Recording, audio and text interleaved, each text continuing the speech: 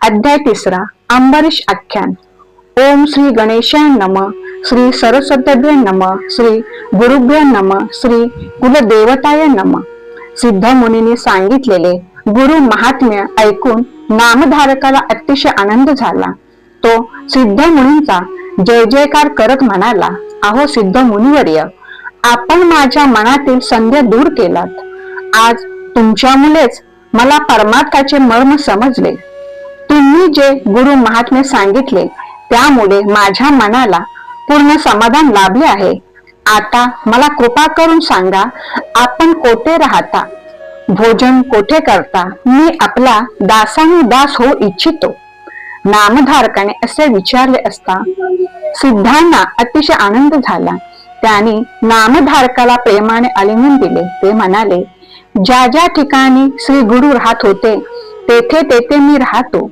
गुरु स्मरण हेच माझे भोजन, गुरु चरित्रामृताचेच मी सदैव सेवन करतो, असे सांगून त्याने नामधारकाला श्री गुरुचरित्र ग्रंथ दाखविला।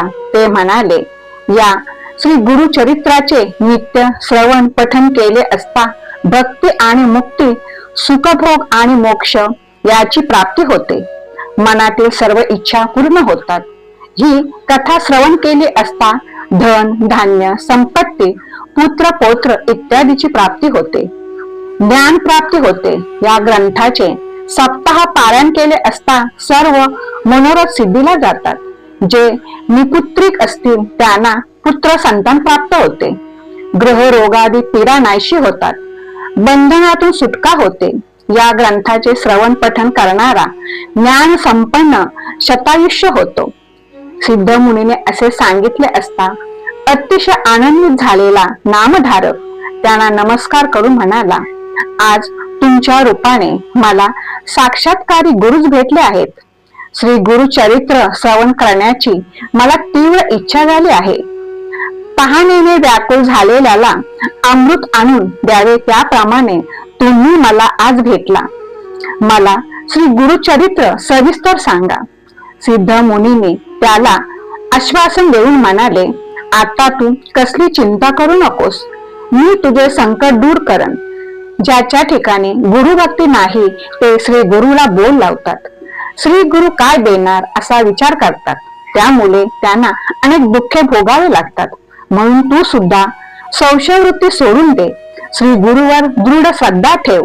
श्री गुरु कृपेचा सागर आहेत, त्यांच्या देण्याला मर्यादाच नाही, ते तुझी उपेक्षा कधी करणार नाहीत। श्री गुरु मेघदूताप्रमाणे उदार आहेत। मेघ जलवृष्टी करतो, पण ते पाणी उथळ जागी साचत नाही, ते सखोल जागीच साचते। दृढ भक्ती सखोल जागेप्रमाणे असते। प्रसन्न झालेल्या श्री गुरुने मस्तकी वरद हर्ष ठेवतात प्रपंच हा परमार्थ होतो। कल्पवृक्ष किंवा कामधेनू कल्पिले तेवढेच देते, पण श्री गुरु कल्पनेच्या पलीकडेचेही देतात। म्हणून तू निसंदेह होऊन एकाग्र चित्ताने परमश्रद्धेने गुरु भक्ती कर। नामधारक म्हणाला, हे योगेश्वरा, आपण कामधेनू आहात, कृपा सागर आहात। माझे मन आता स्वच्छ झाले आहे। आता श्री गुरुचरित्र ऐकण्याची मला ओढ लागली आहे। त्रैमूर्ती श्री गुरु मनुष्य योनीत अवतीर्ण झाले असे मी ऐकले आहे। ते कशासाठी अवतीर्ण झाले व ते मला सविस्तर सांगावे। नामधारकाचे हे बोलणे ऐकून सिद्ध मुनींना अतिशय आनंद झाला। ते म्हणाले, वस्ता, आजपर्यंत तू जी काही गुरुसेवा केलीस ती आज फलास आली। मी पृथ्वीवर सर्वत्र संचार केला, परंतु श्री गुरुचरित्राविषयी कोणीही म्हणाले नाही। आम्हाला गुरुचरित्र सांगा असे कोणी म्हटले नाही। तूच पहिला मला भेटलास, तूच खरा भाग्यवान आहेस। ज्याला इहपर कल्याणाची इच्छा आहे त्यालाच ही चरित्र कथा गोड लागेल।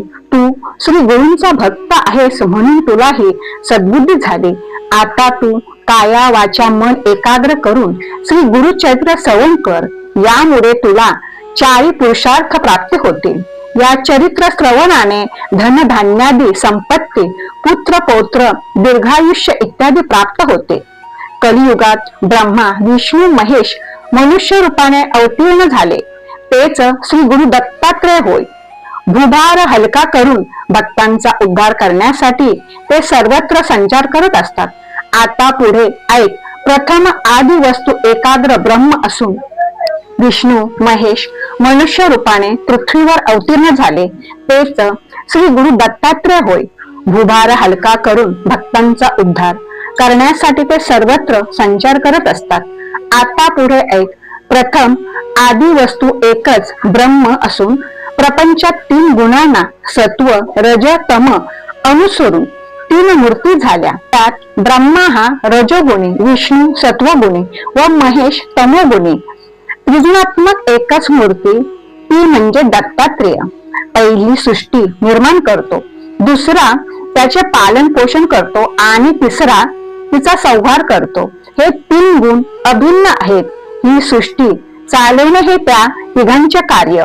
या अवताराचे कार्य व अवतार घेण्याचे कार्य याविषयी पुराण कथा आहे तीच मी तुला सांगतो. अंब ऋषीने त्यांना अंबऋषी असेही म्हणतात. द्वादशीच्या निमित्ताने विष्णूला अवतार घेवयास लावला ती कथा ऐक. अंबरीश ऋषींनी द्वादशी व्रत सुरू केले. ते नित्य अतिथी अभंग त्याचे पूजा करून सर्व काल हरिचिंतन करत. त्यावेळी पारणे फेरण्याआधी कोणी अतिथी आला तर त्याला अगोदर भोजन द्यायचे व मग आपण द्वादशीचे भोजन करायचे अशी शास्त्रज्ञ आहे. अंबरीशाच्या व्रताची कीर्ती सर्वांना माहीत होती. त्यांचा व्रतभंग करावयाचा असा हेतू मनात धरून शीघ्र कोपी दुर्वास ऋषी अतिथी म्हणून मुद्दाम अंबरीशाकडे गेले.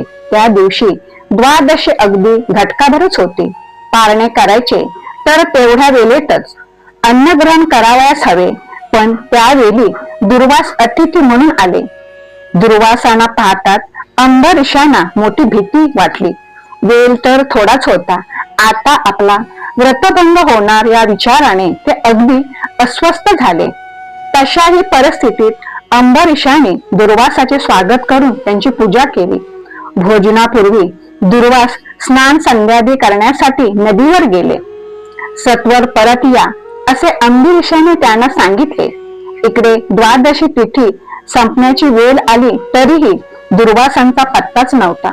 शेवटी व्रतभंग होऊ नये म्हणून अंबरीशाने केवळ एक आचमन करून पारणे केले. अतिथीच्या जागेवर भोजनाचे पान वाढून ठेवले. थोड्याच वेळाने दुर्वासे आले. त्यांना सगळा प्रकार समजला. अंबरीशाकडे रागाने पाहून म्हणाले, अरे दुरात्मा, अतिथीने भोजन करण्याआधीच तू भोजन केलेस. थांब, मी तुला शाप देतो. हे शब्द ऐकताच अंबरीश घाबरले. त्यांनी अत्यंत कलवलून भगवान विष्णूंचा धावा केला. शीघ्र कोपी दुर्वासांच्या मुखातून शापवाणी बाहेर पडली. अरे दुरात्मा, माझ्या आधी तू भोजन केलेस. माझा तू अक्षम्य अपराध केला आहेस. या अपराधाबद्दल तुला सर्व योनी जन्म घ्यावा लागेल. ही शापवाणी ऐकताच अंबरीश दुःखाने रडू लागले. त्या क्षणी भक्त वत्सल्य भगवान विष्णू प्रगट झाले. ते दुर्वासांना म्हणाले, मुनिवर्य, तुम्ही माझ्या भक्ताला शाप दिलात, पण मी त्याचे रक्षण करणार आहे. तो शाप मी स्वतः भोगन. दुर्वास हे परमज्ञानी होते. ते ईश्वराचा अवतार होते. क्रोधी होते तरी ते उपकारी होते. त्यांनी विचार केला, या भूलोकी युगानुयुगे तपश्चर्या केली तरी सुद्धा श्रीहरी चरणांचे दर्शन होत नाही. आता या शापाच्या निमित्ताने तो भक्तजनांचे रक्षण करण्यासाठी लक्ष्मीसह अवतार घेईल. दुष्ट दुर्जनांचा नाश करून संत सज्जनांचे रक्षण करेल. मग ते भगवान विष्णूंना म्हणाले, हे श्रीहरी परब्रह्म विश्वात्मा आहेत. मग ते भगवान विष्णूंना म्हणाले, तू परोपकारासाठी शाप भोगताना विविध स्थानी, विविध वेळी, विविध योनीत असे 10 अवतार घे. भगवान विष्णूने ते मान्य केले. त्यानुसार भगवान विष्णूने मस्त, कूर्म, वराहादी 10 अवतार घेतले. हे अवतार कार्य कारण परत्वे होत असतात. ते कधी प्रगट तर कधी गुप्तपणे होतात. फक्त ज्ञानी लोकांना ते समजते. ही कथा सांगून सिद्धयोगी नामधारकाला म्हणाले, आता मी तुला एक गमतीची कथा म्हणजेच श्री दत्त जन्माची कथा सांगतो. अनसूया ही अत्री ऋषींची पत्नी. ती पतिव्रता शिरोमणी होती. तिच्या घरी ब्रह्मा, विष्णू, महेश हे त्रिदेव कपट वेश धारण करून आले. परंतु अनुसूयेच्या तप सामर्थ्यामुळे तिच्या घरी तिची बाळे म्हणून जन्मास आले. हे ऐकून आश्चर्यचकित झालेला नामधारक म्हणाला, ते त्रिदेव कपटवेश धारण करून अनुसूयेच्या घरी कशासाठी आले होते? त्यांची बाले कशी झाली आणि अत्री ऋषी पूर्वी कोण होते? त्यांचा मूळ पुरुष कोण? हे सगळे मला सविस्तर सांगा.